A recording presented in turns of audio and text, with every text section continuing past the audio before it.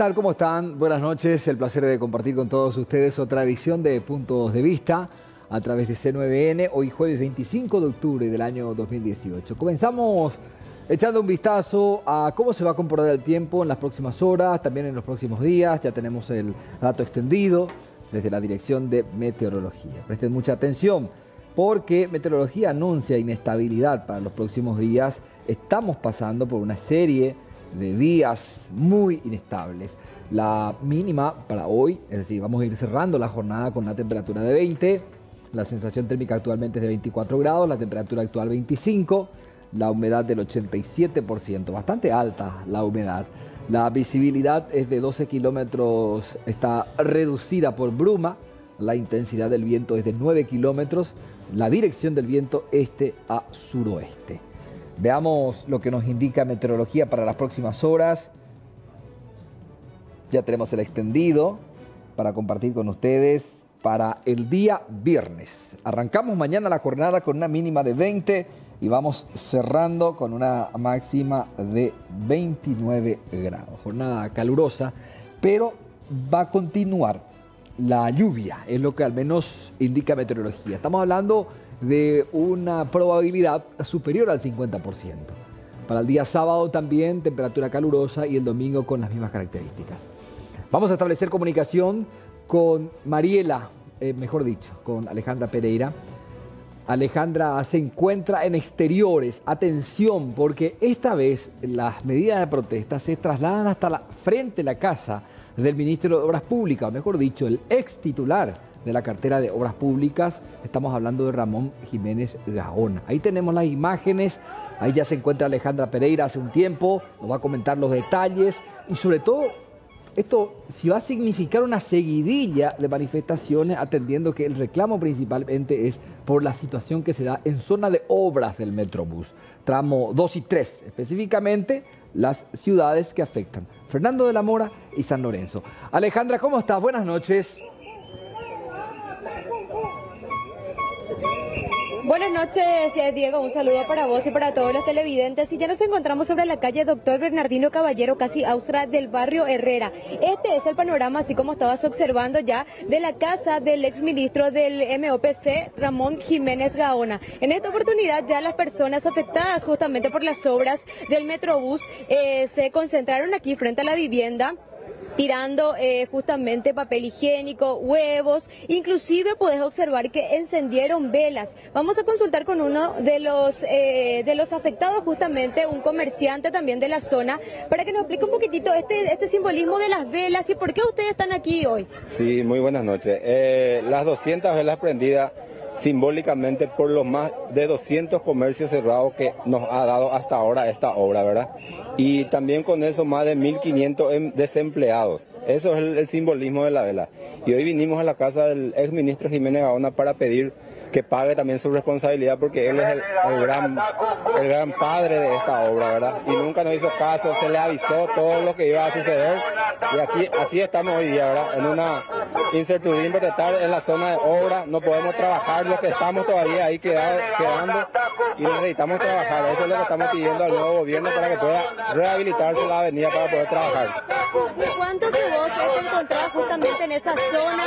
¿Comercio de hace cuánto tiempo ya tenían en ese lugar? Yo estoy en ese lugar hace 9 años y esta obra empezó hace 2 años atrás y a mí me viene afectando hace esto 1 año. Desde 1 año que ha bajado tremendamente el movimiento y estamos subsistiendo, pero como te digo, más de 200 comercios cerrados, eso es lo que simboliza, otra vez te explico, la vela, ya han tenido que huir de ese lugar por la falta de venta, por la falta de entrada, que no tenemos más circulación por ahí. ¿Tu nombre, señor? Nelson Escobar. Bueno, muchísimas gracias, Nelson. Me quiero acercar a otro comerciante porque están varios aquí justamente. Señor, ¿usted también es uno de los afectados? Yo soy afectado indirecto, yo soy del Mercado 4, ahí donde comienza Eusebio Ayala. Nuestra preocupación es que se replique la devastación que hoy está pasando en Fernando de la Mora. Fernando de la Mora está devastado. 1 kilómetro de obra culminado, 21 millones de dólares. Esto para nosotros es terrible. Queremos evitar que continúen las obras, que se suspenda, que se vuelva a replantear y que Jiménez Gaona explique qué pasó de 21 millones de dólares. 18 millones de dólares el Ministerio de Hacienda desembolsó para el Metrobús, que eran dinero para la Escuela Viva, que era para la escuela de todo el país. 18 millones de dólares destinaron al Metrobús, y el Metrobús vieron, la ciudadanía, el pueblo paraguayo, vieron en qué situación está.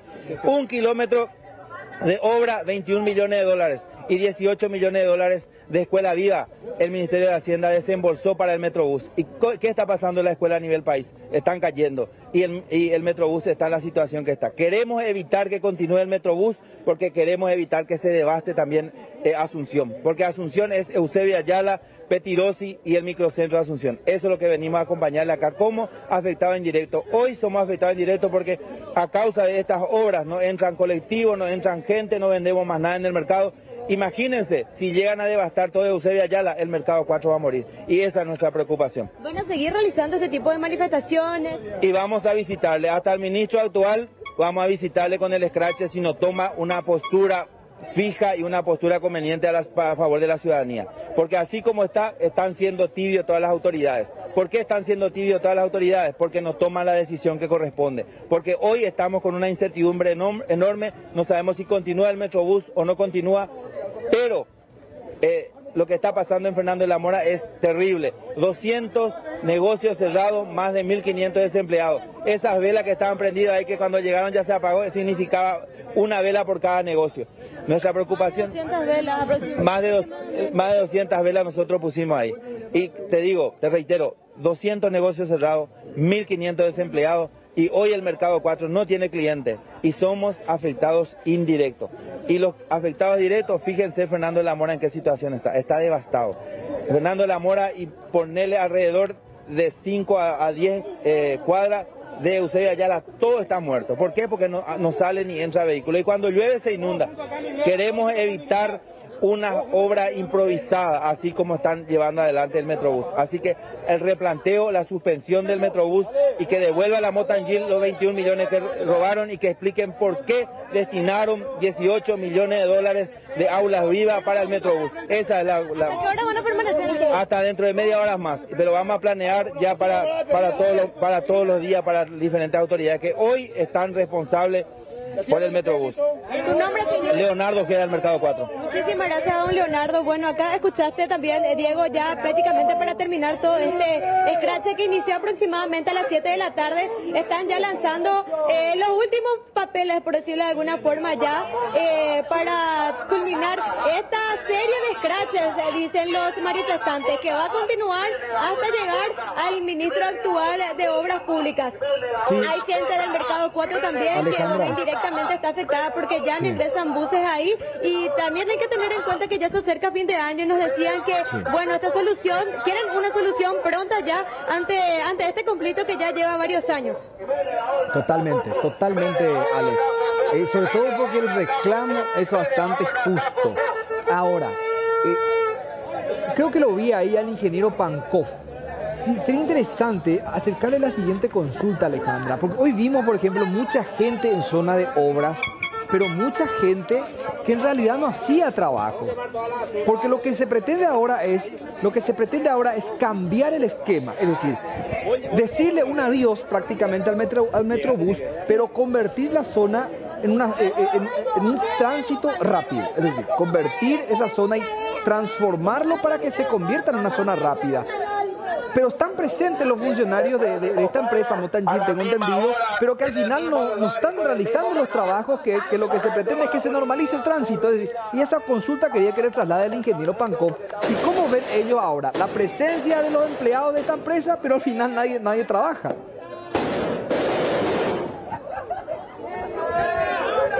Sí, Diego, no te copié muy bien por las bombas que que explotaron ahora. Ya me encuentro en compañía del ingeniero, si me podrías reiterar la consulta. No, quiero saber nomás si ellos ven con buenos ojos la presencia ahora de trabajadores de la empresa Motangil, porque lo que se busca ahora es normalizar el tránsito, pero hoy vimos mucha gente, pero que tampoco está trabajando al final. Sí, vamos a hacer una consulta al ingeniero. Desde Estudios Diego Agüero consulta si ustedes ven con buenos ojos ya que los trabajadores de la empresa portuguesa ya estén en el lugar.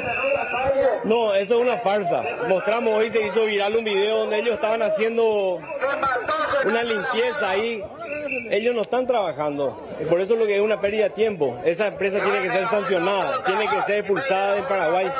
No pueden más hacer ninguna obra. Ellos no pueden hacer la ruta 2 y 7. Nosotros vamos a hacer todos los jueves. Hoy vinieron la gente acá y le hicimos este escrache. Y nosotros vamos a seguir hasta que la fiscal empleada de cártel, Sandra Quiñones, le impute a este sinvergüenza. Así es, nosotros tenemos una denuncia desde el 28 de mayo que está durmiendo en la Fiscalía Unidad 14 a cargo de Natalia Solís.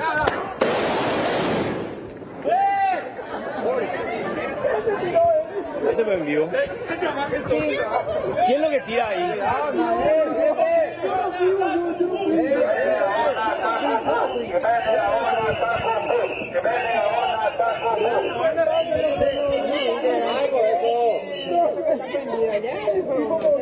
¿Pero quién es lo que tira?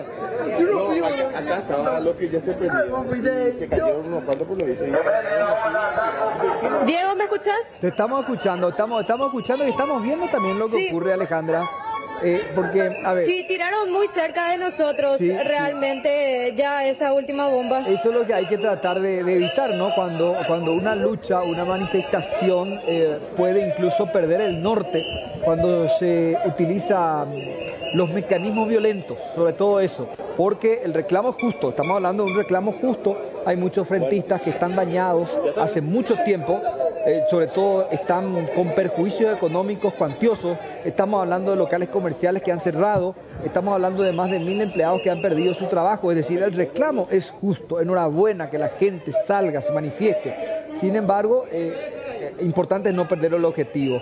Y está bien, era lo que presumíamos, Alejandra, porque precisamente hoy veíamos imágenes de mucha gente en la zona de obras, pero en contrapartida no se ve el trabajo que se debe realizar para que a tiempo, es decir, porque lo que se plantea es que para la quincena de diciembre o principio del mes de diciembre ya esté normalizado el tránsito.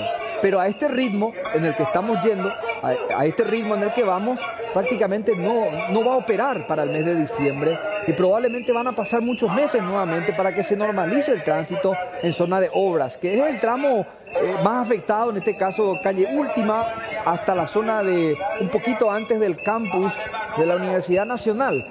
Prácticamente 2 ciudades son las afectadas en este tramo de la ruta Mariscal Estigarribia, es decir, Fernando de la Mora y San Lorenzo. Alejandra, ¿ellos tienen conocimiento de que en este momento el ex ministro está en su vivienda? Vamos a hacerle la consulta al ingeniero. ¿Ustedes tienen conocimiento de que el ex ministro de Obras se encuentra dentro de su vivienda? Teniendo en cuenta que vemos solamente una luz prendida. Hay una señora que es la señora Gladys que le vio a él en la ventana. No sabemos porque él vive viajando. Él se pasa más en Estados Unidos que acá. Pero dentro de poco tiempo va a estar en otro lugar, que es lo que está pidiendo esta gente, Atacumbu. Como le decía, y cuando se cortó por la bomba, nosotros tenemos una denuncia del 28 de mayo en la Fiscalía. Nosotros necesitamos que se abra esa investigación. No puede ser que esté durmiendo tantos meses ahí, con toda la evidencia que se tiene. Bueno, aparentemente se encuentra entonces, Diego, el ex ministro de Obras Públicas, según una de las señoras de las afectadas, lo pudo visualizar aparentemente en la ventana, según están comentando también aquí. Hay que resaltar también que hay efectivos policiales aquí en la zona, resguardando también y viendo que, bueno, todo se realice dentro del marco, ¿verdad?, de lo que corresponde. El único incidente que pudimos, observar ahora fue lo de la bomba muy cerca de las personas que se encontraban justamente en el centro de la calle. Sí, a ver, Alejandra, el contingente policial, los efectivos policiales, ¿están en número suficiente como para contener la situación acá frente a la casa del exministro? Y están aproximadamente 8 efectivos policiales, Diego. Según lo que pudimos contabilizar así rápidamente. Pero tampoco hay mucha gente, es decir, tampoco esto... difícil que se desborde. Sí, y teniendo en cuenta también, bueno, ahora ya por lo menos ellos ya se van retirando, vinieron inclusive en un ómnibus que quedó estacionado a una cuadra aproximadamente, nos decían que bueno, para el próximo scratch también esperan que más gente se una, teniendo en cuenta que este es el primero de los tantos que piensan realizar también. Claro, y otro frente debería generar presión también para que se normalice, es decir, porque si bien cuando uno apela a medidas de protesta, lo primero hay que priorizar el orden de cosas, y en ese orden y en esa lógica, lo primero está normalizar el tránsito sobre la ruta Mariscal Estigarribia en ese tramo que ya estuvimos hablando. Y en los siguientes puntos serían los reclamos al exministro, también a las otras autoridades que estuvieron involucradas con la concesión a la empresa Motangil, que finalmente no cumplió y sigue sin cumplir. En este momento, Alejandra, ¿se están retirando los manifestantes? Sí, ya se están retirando, Diego, ya se están dispersando de a poco. Justamente se van seguramente a dirigir al bus que te estaba mencionando anteriormente. Ya acá ya prácticamente está toda despejada la parte de enfrente, al menos, de la casa. Estamos observando que ahora también están prendiendo las otras luces dentro de la vivienda. No sabemos con exactitud si es que el exministro justamente se encuentra aquí, pero ya se retiraron los manifestantes, dejaron algunos carteles, también los huevos que tiraron y por supuesto las velas que ya estuviste también observando, que representan justamente todos los locales muertos, dicen ellos, que quedaron justamente a raíz de esta obra del Metrobús. Muy bien. Alejandra, muchísimas gracias. Completo el reporte desde la vivienda del exministro de Obras Públicas. Vamos a hacer una brevísima pausa en Puntos de Vista. A la vuelta seguimos presentando nuestra edición del día jueves.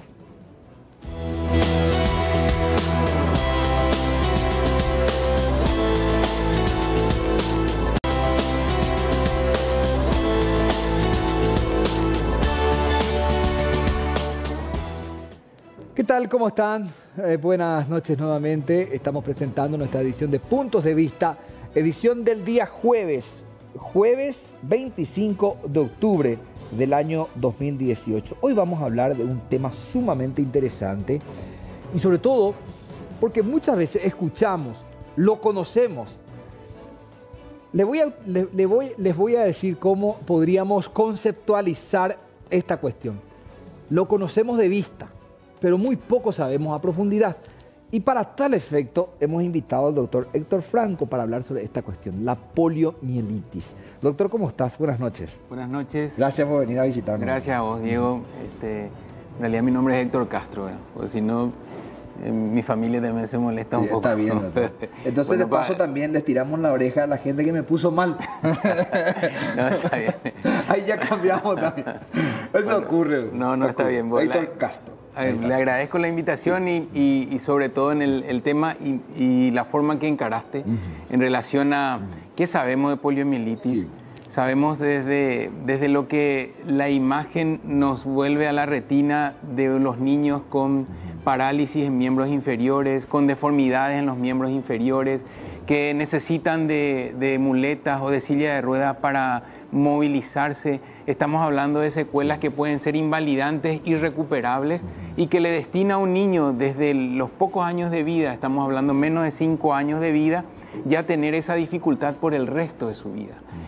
Si a eso le sumamos que no tiene tratamiento y si a eso le sumamos que es sumamente contagioso, entonces entramos en una situación de mucha incertidumbre en que cómo vamos a protegernos. Pero gracias a Dios existe una posibilidad que es la vacuna, la prevención. Es por eso que desde 1988 se estableció un plan estratégico de la Organización Mundial de la Salud.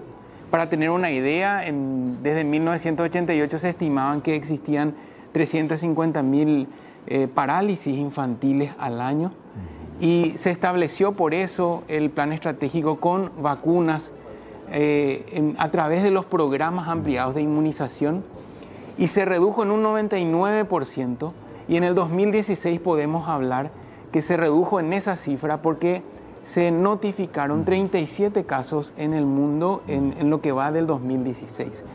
Eso es muy importante porque hay que remontarse también en muchos datos históricos. El último caso notificado oficialmente en Paraguay de parálisis infantil poliomielitis fue en 1985. Sí. En 1991 fue el último caso en el Perú. Y desde 1994 se declaró libre en las Américas de la poliomielitis. Recién en el 2002 Europa fue libre de la poliomielitis. Nosotros estamos a un paso de la erradicación. ¿Qué significa erradicación? Erradicación implica que no exista más el virus en la transmisión comunitaria. Sí.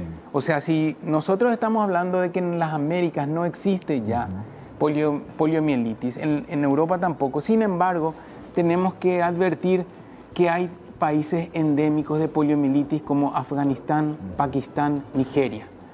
Lo primero que uno piensa, bueno, eso me queda muy lejos, pero en un mundo globalizado donde capaz, si nos relajamos en las vacunaciones, nosotros vamos a tener brotes nuevamente de poliomielitis en países que habían declaradose libres de poliomielitis. Entonces estamos a 1% de erradicar. Claro. Hay una enfermedad que ya fue erradicada del mundo, que es la viruela. Sí. La viruela ya no existe, por eso no hace falta la vacuna contra la viruela, porque ya fue erradicada. La peste bubónica fue erradicada. Y la poliomielitis... Discúlpame que ahí te interrumpa en ese punto. ¿Cómo se llega a erradicar una enfermedad? Porque, a ver, el dengue es casi imposible. Sí. ¿O se puede erradicar del mundo también eso? Bueno, el dengue es multifactorial. Hay muchos elementos que participan en la perpetuidad de esta enfermedad. Porque estamos hablando de un vector que hace de intermediario entre seres humanos para que persista el contagio. Si nosotros hablamos de poliomielitis, la transmisión es de persona a persona. Entonces, si yo estoy protegido, entonces no voy a estar contagiado. Por ende, yo voy a proteger a mi entorno también. Sin embargo, en el dengue estamos hablando, ¿cierto? Se está hablando de la lucha vectorial, de la lucha de los criaderos, de la consulta precoz, si hay síntomas, incluso se está hablando de una vacuna. Hay algunas ya vacunas, pero que no cubren todos los tipos, los serotipos. Claro, hay una vacuna que tiene registro en nuestro país, que es la vacuna contra el dengue, que cubre los 4 serotipos, pero con una eficacia diferente, ¿verdad? En ese sentido... Es el 100%. Claro, no hay ninguna vacuna que sea 100%, pero uno estima que tenga una máxima eficacia para que después sea efectivo a nivel de la población. Entonces, eso es diferente en comparación con la poliomielitis. Claro, la poliomielitis impactó en un 99% de reducción. Y estamos hablando que el impacto es mucho más factible porque la transmisión es de persona a persona. En ese sentido es importante recordar que el dato de erradicación en realidad difiere del dato de eliminación. Para darte un ejemplo, Diego, sí, y a la teleaudiencia, el sarampión. Sí. El sarampión es una enfermedad que tenemos en Paraguay gracias al esquema vacunal, un certificado de que Paraguay está libre de sarampión. En países del primer mundo prácticamente estaba desaparecido. Sin embargo, hubieron muchas personas que no estaban de acuerdo con las vacunas. Se relajó en ese tema y volvieron a aparecer. Es por eso que en Estados Unidos hubo un brote muy importante de sarampión. Un país de primer mundo que tenga sarampión con defunciones de una enfermedad que es absolutamente inmunoprevenible. Después eso bajó más a Venezuela. Muchísimos casos actualmente de sarampión y defunciones. Brasil, Argentina, y nosotros estamos todavía protegidos porque tenemos las vacunas y la gente asiste a los puestos sanitarios o consultan con su pediatra en el consultorio y recibe la vacuna. Entonces, sí, yo digo, porque en este punto es muy difícil hablar de vacunas en relación a lo que era tal vez en mi infancia. Porque hoy día hablamos de vacunas de algo que, como bien dijiste, lo conozco de vista. Sí. No lo palpé, no lo viví, no lo conviví. Sarampión es la enfermedad que te aparecen unas tipo llaguitas, ¿no? Son exantemas, sí, exactamente, que aparecen en todo el cuerpo, que afecta también la mucosa y los ojos, ¿verdad? Puede complicarse con neumonías, incluso con meningitis, y en un alto porcentaje puede ser fatal. O sea que puede complicarse la enfermedad. Absolutamente. La poliomielitis actualmente en Paraguay, por decirlo, este año, ¿ningún caso? Ningún caso. ¿Se ha notificado? El último caso fue en 1985. En todos los puestos de salud, todos los médicos que hacen asistencia tienen la obligación de notificar si existe una parálisis flácida, decimos nosotros, cuando ya no tiene fuerza muscular. Entonces, en ese sentido, nosotros tenemos la obligación de notificar y enviamos muestras de materia fecal para que se pueda analizar si corresponde o no a la poliomielitis. Claro. Y de toda esa notificación que es obligatoria, no hemos encontrado ninguna que se haya confirmado como poliomielitis. Bueno, habilitamos nuestra línea de comunicación, el 0985 30 30 00, para que la gente se pueda comunicar con nosotros. Ahí tenemos el 0972 655000. 0972 655000. Reiteramos, este es el WhatsApp de la gente para que hagan las consultas respecto a esta enfermedad, que actualmente está erradicada del Paraguay.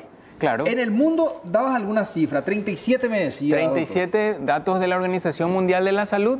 Estamos hablando que esos datos son oficiales, confirmados en el 2016, y hay países endémicos, que implica que hablemos de endémico, que hay un número que es constante o que siempre aparecen en el periodo de tiempo en un país en particular, y hablamos de Afganistán, de Pakistán y de Nigeria.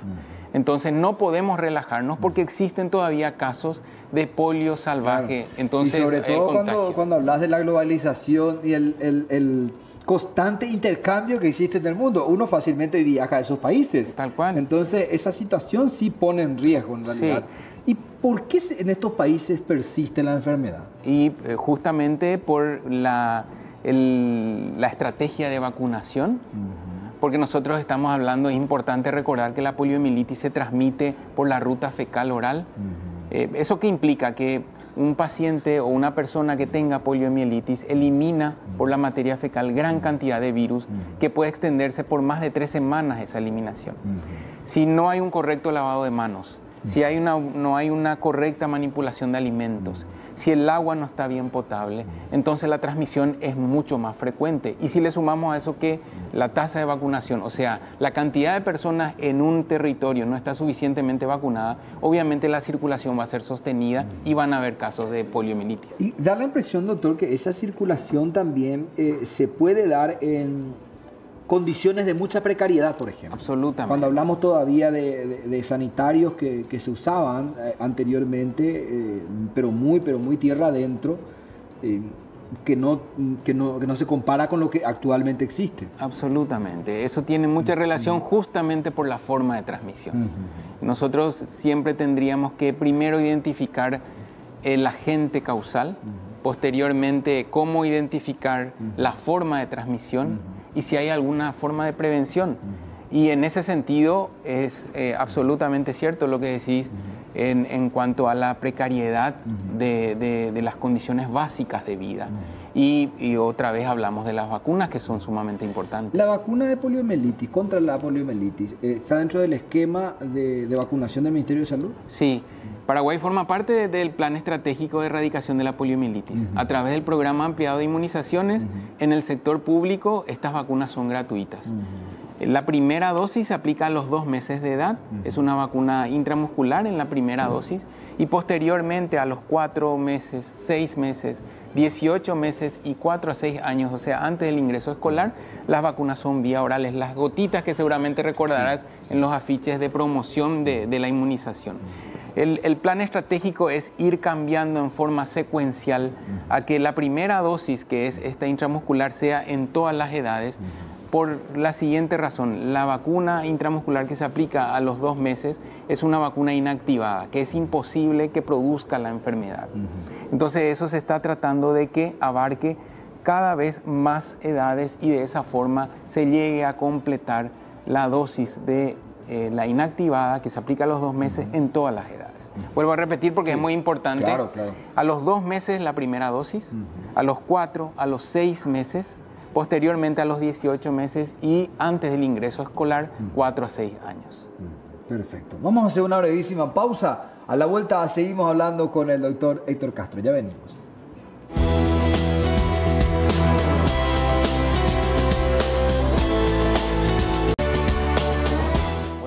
Muy bien, 20 con 43 minutos en territorio nacional, 25 grados la temperatura actual. Estamos hablando con el doctor, estamos avanzando sobre el tema de la poliomielitis. Me decía algo preocupante, doctor, fuera del aire. Hay como una corriente que se impulsa que va en contra de las vacunas, decía doctor. Sí. Y pero la teoría y la práctica nos impulsa muchas veces a someternos a esa vacuna. Yo, por ejemplo, cada año sagradamente espero la vacuna contra la influenza, por ejemplo. Excelente. Y todos los miembros de mi familia hago lo mismo. Porque un tiempo también se decía, incluso sostenían de que me puse la vacuna y ahí me engripé. Y nada que ver. No, particularmente sobre la vacuna contra la gripe no produce gripe. Claro. Eso es absolutamente cierto. Y con respecto a la creciente corriente de antivacunas, yo creo que es muy importante que la gente se informe, pero que se informe con las fuentes que tienen evidencia científica.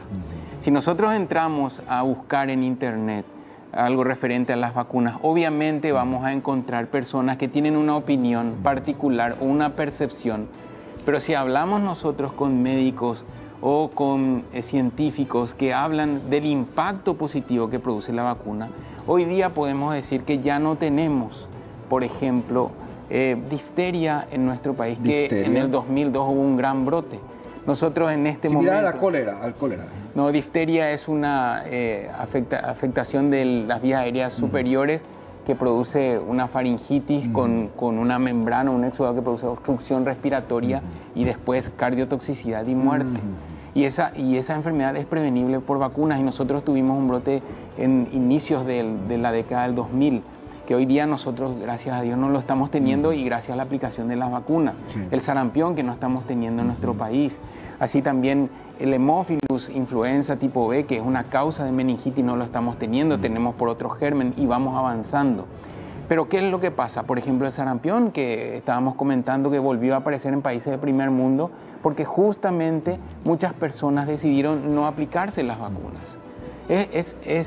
La situación que vivimos es: solamente actúo cuando tengo la sensación de peligro inminente. Claro. Eso es lo que me pasa. Cuando lo vemos de cerca la enfermedad, si está en la casa de un vecino o en el barrio o en el país. No sé si y eso es lo que debemos evitar, ¿no? Exactamente. Quiero compartir contigo algunos mensajes porque es muy rápido la forma en que pasa el tiempo. A ver, ¿cuál es el síntoma del poliomielitis? Pregunta este televidente. Bueno, poliomielitis se transmite, como dijimos, fecal-oral, ingresa por la vía digestiva, se reproduce en el intestino, posteriormente hay fiebre, dolores musculares, afecta después las neuronas, entonces produce debilidad de los miembros inferiores, posteriormente debilidad de los músculos respiratorios y eso puede ocasionar la muerte.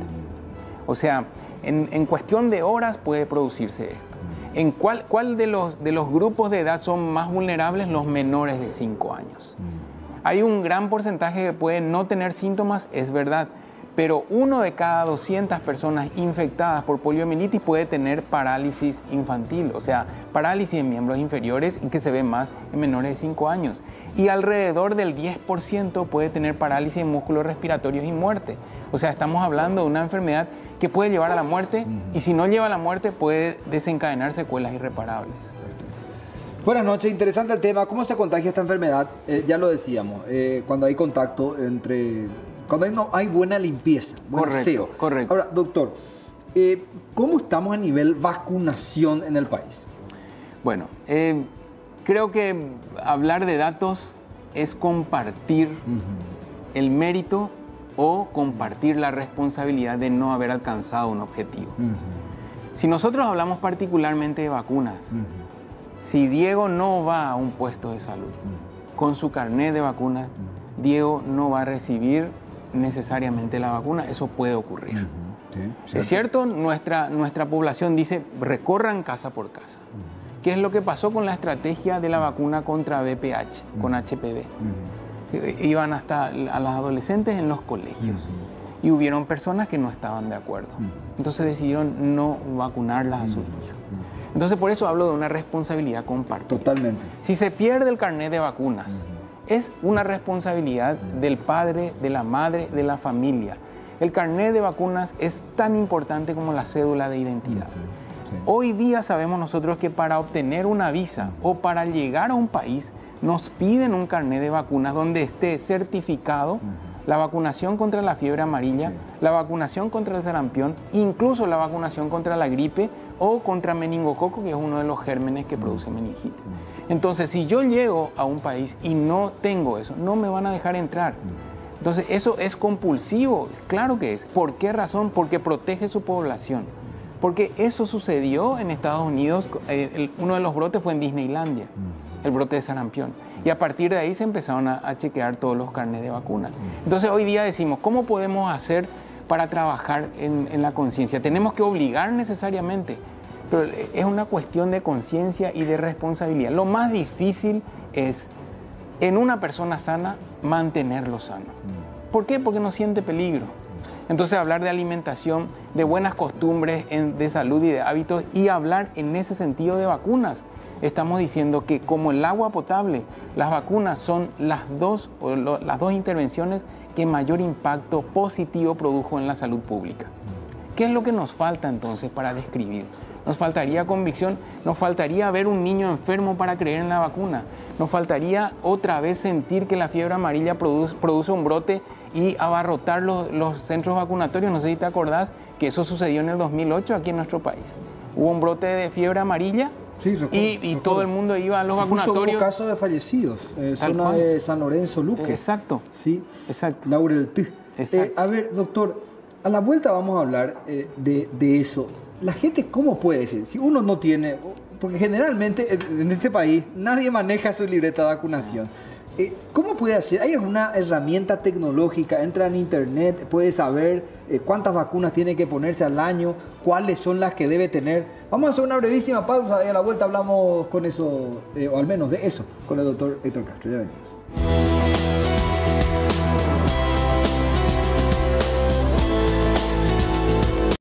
La vacuna contra la poliomielitis, doctor, ¿uno en qué momento tiene que ponerse? ¿En qué etapa de la vida? Es decir, yo a esta edad puedo ir a ponerme en el vacunatorio del Ministerio de Salud o ya no hace falta. Se prioriza en las edades, en la infancia, sobre todo en los primeros 5 años de vida, porque ese grupo es el más vulnerable a desarrollar las formas graves. Entonces, por eso habíamos hablado del esquema universal en relación, universal decimos independientemente de su condición, tiene que recibir a esas edades 2 meses, 4 meses, 6 meses, 18 meses y 4 a 6 años antes del ingreso escolar. Lo que nosotros sabemos es que la primera dosis es la inactivada, o sea, es una vacuna muy segura en el sentido de que no va a producir la enfermedad, y posteriormente las vacunas vía oral, que son atenuadas, y que el camino es ir de a poco cambiando absolutamente a todas las dosis a una inactivada.